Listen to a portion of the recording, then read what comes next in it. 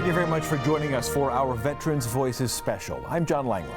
And I'm Alex Backus. For many, the transition from the battlefield to civilian life is a struggle. And when people leave the armed forces, a new life leads to new challenges. Las Vegas offers programs to help with that transition, but sometimes it's fellow veterans who offer the best path to a better life. It's a military saying that goes back to the 1950s. All gave some gave all. I am a retired veteran from the United States Army. Some, as it turns out, never stop giving. 23 years in the Army. 3 men in purple, united in their service and sacrifice. We do more not just for the members of that have been awarded the Purple Heart, but all veterans. John Heinzelman, David Hughes, and Ralph McNamara are all local Army veterans. All were also wounded in combat and received the Purple Heart. But their service has never stopped. They volunteer with Purple Heart Chapter 730. It's the only veterans service organization entirely made up of combat veterans. The biggest thing with the veterans is a lot of them that are getting out or have been out don't know where to go for the resources. The gentlemen help veterans in civilian life, those who can understand the struggle, the loss of money. We have paid rent for families who have had temporary financial difficulties, and we have kept 4 families from going homeless. The loss of a loved one. And it was just kind of at lost ends and didn't know where to go or what to do with himself. The loss of everything. A major aspect of the group's help involves coping with PTSD. It's something they've experienced personally. Talking to them, engaging them, trying to let them know that they're not alone, and trying to draw them out of that isolation that tends to go with PTSD. The local chapter has 108 members. It's trying to raise money and awareness to help other local veterans and their families. They're here to help. Their Purple Hearts honor their combat action. Their beating hearts never stop serving. And just be a friend in their time of need.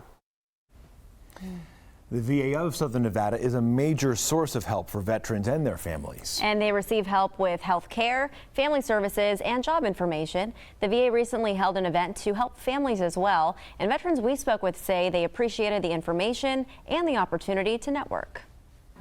I think you got to open your eyes and look for opportunities, because every opportunity is out there. Restaurants and everything all over the country are supporting veterans. You can find more information on the VA services on our website, 8newsnow.com. Another source of help is the Nevada Department of Veteran Services.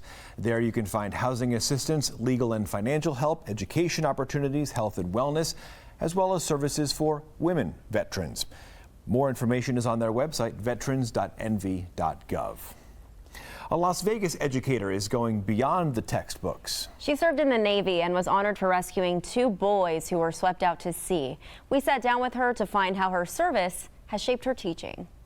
Objects that are moving are what? Tiffany Obb is a 4th grade teacher at Legacy Traditional School. How many of you have those like rubber band like shooters or like a Nerf gun? Her lessons are fun, and her passion to serve others is why she became an educator. But before the classroom, Tiffany served in the Navy. She joined at 18 and spent most of her time as an aviation machinist mate. I was responsible for fixing the engines of helicopters and or F-18s. She was deployed all around the world.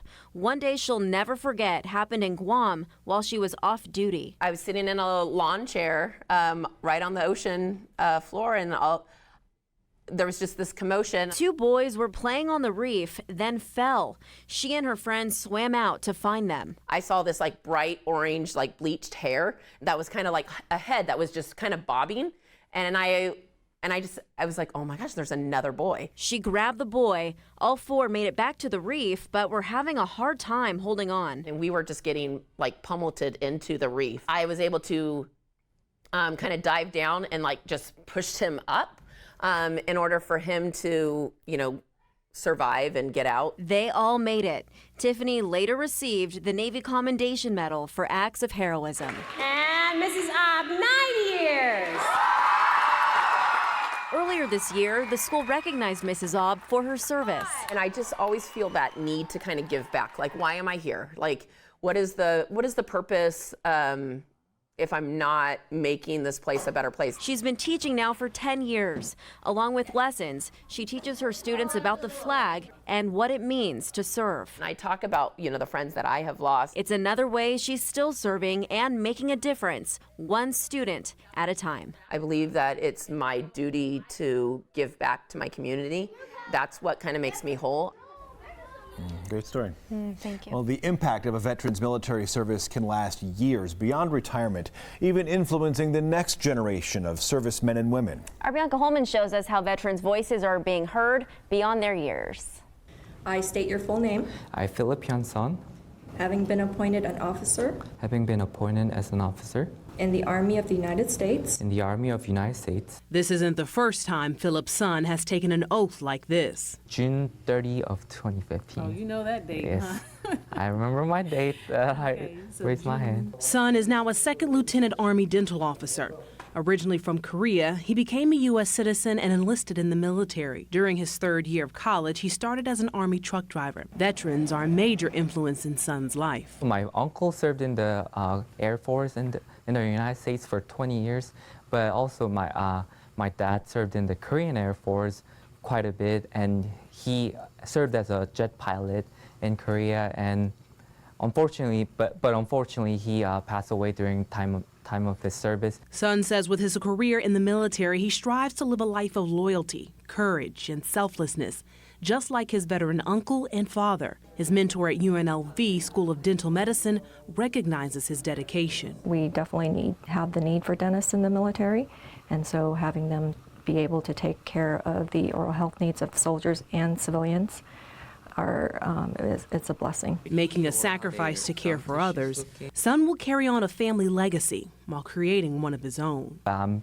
pretty sure that he will be very proud watching me in heaven. Congratulations. Bianca Holman, 8 News Now. What a great story. All right, coming up, a story of unconditional love between an Army veteran and his service dog. There's my baby. There's my lifesaver. I mean, if it wasn't for him, I wouldn't have done a lot of stuff. We'll tell you why this veteran says it's so important to have a service animal. Plus, ladies supporting ladies, how a group of mothers are helping others in their community who are also in the military.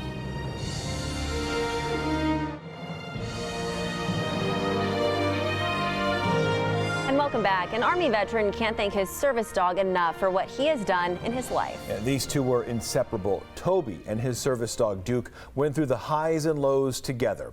Laura Queso has their story. There you go. At 140 pounds, There you go, baby. with the stature of a soldier, Come on, Duke. this is Duke. Down, Duke. Come on. A gentle giant best friend, a battle buddy for retired Army Sergeant Toby Yarbrough. At the beginning, I didn't want one.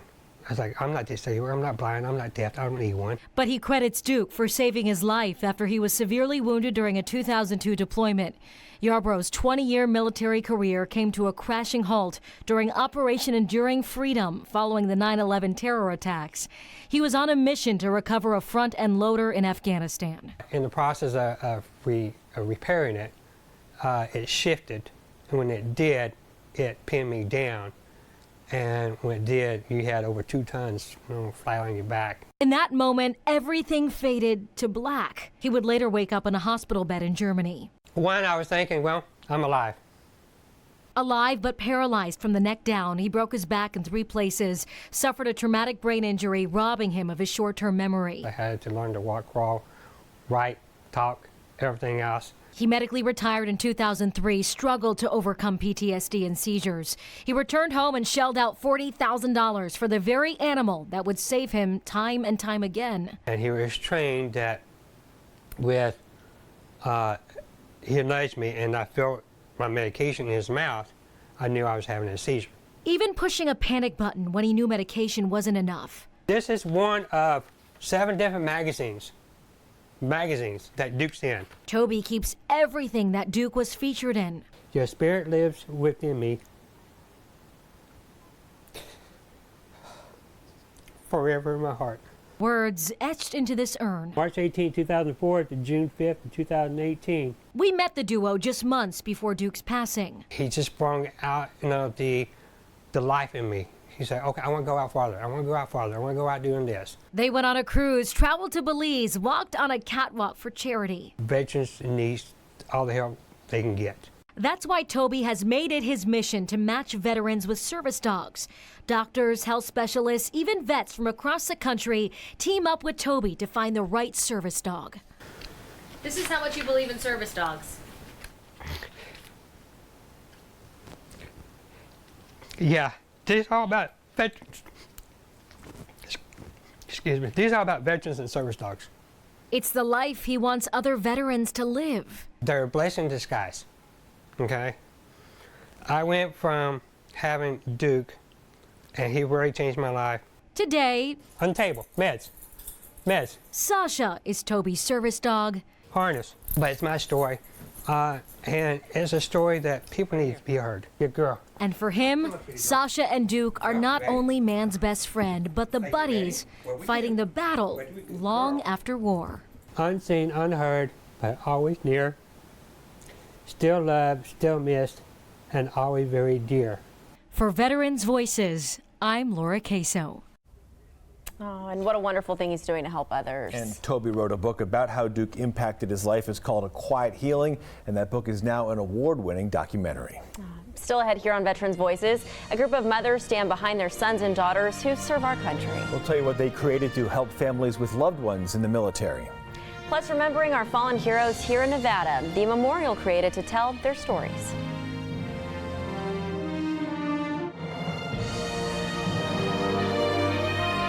Welcome back to our Veterans Voices special. It's tough for parents seeing their child in the military. A group of mothers created their own type of healing network. Amy Simpson has more on the Blue Star Mothers. Ladies supporting ladies. It takes a village, especially when your child is in the military. This group of women didn't sign up to serve their country, but their sons and daughters did. You come together here and we listen to each other and we get it. And it's just that understanding that isn't often provided out in the real world. This is just one of more than 200 chapters of the Blue Star Mothers of America. Here in Virginia's capital city, they call themselves the Blue Star Families of Richmond. Stephanie Sill says it's a sisterhood. My oldest son, Joshua, is actually a veteran now of the Army. He served about 8 years. Her son's deployment made her appreciate other moms who can relate. He plays with bombs for a living, so pretty much every day was a stressful day for me. Moms with grown children in dangerous places, fighting their own battles on the home front. As a mom, you really have to turn to people like your friends and the Blue Star moms who understand what you're going through. The group gets together all year long, packing treats for troops, sending care packages to dozens of active duty service members. Each December, decorating a holiday tree at the Virginia War Memorial. But they also support moms who've lost a child in action. One of the other missions of Blue Star Moms is to take care of Gold Star mothers. On that holiday tree, gold ornaments honoring the fallen. They also pay tribute at the local cemetery. We go and we put flags on every veteran grave in that cemetery. Susan Holcher is one of the newest members of the group. I joined the group and immediately they sent a care package to my daughter. This mom joins nearly 6,000 members across the country. Right now, her daughter is deployed in the Middle East. Every day you say a prayer that she's going to be safe and everybody that she's serving with is going to be safe. These moms say they're filled with emotions while supporting their sons and daughters. Pride to have a child in uniform, coupled with worry and uncertainty during moves and deployments. And they have all kinds of advice and wisdom to give those of us who are now experiencing it for the first time. These strong women wearing their blue stars proudly. My kid went and joined the military. Well, I can do my part here in my hometown by taking care of those who also served. For Veterans Voices, I'm Amy Simpson. A lot of support. The military is an experience like no other, but one man says it's changed his life for the better. I look out every single day and go, that's where I started my career at. We'll tell you why a retired sailor says the Navy helped him understand his character.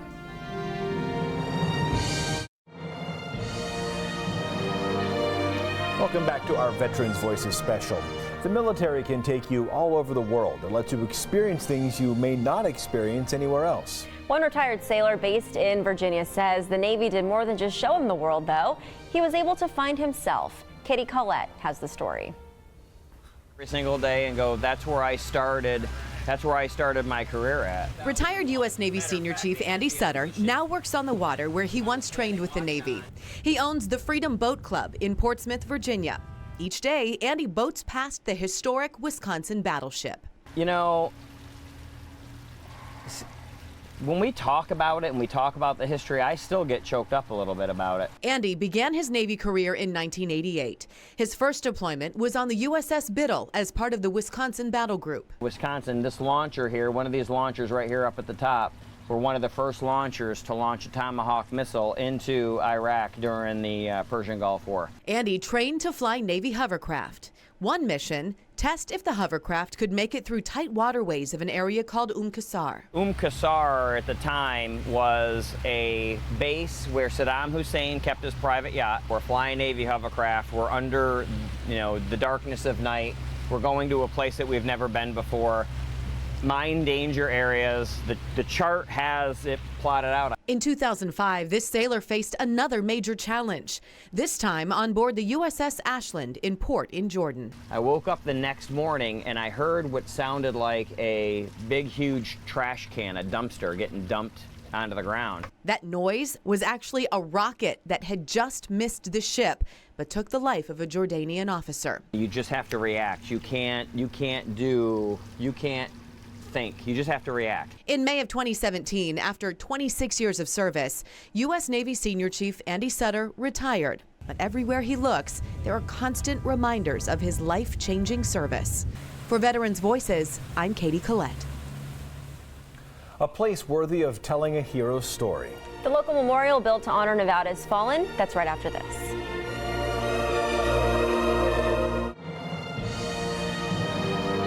Welcome back to Veterans Voices. Remembering Pearl Harbor, the Japanese attack killed more than 1,100 American sailors and Marines in Hawaii.